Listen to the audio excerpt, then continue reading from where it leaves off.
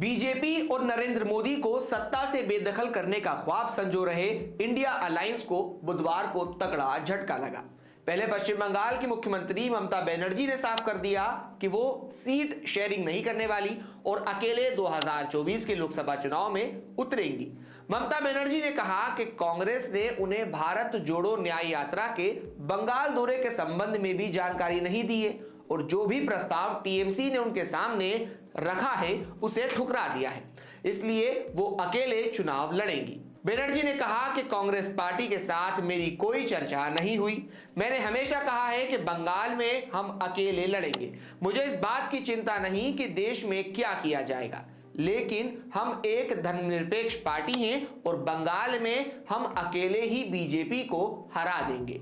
TMC supremo Mamata Banerjee ने कांग्रेस पर निराशा व्यक्त करते हुए कहा कि शिष्टाचार के नाते उन्होंने मुझे यह भी सूचित नहीं किया कि वे बंगाल में यात्रा आयोजित करने जा रहे हैं, जबकि मैं भारत गठबंधन का हिस्सा हूं।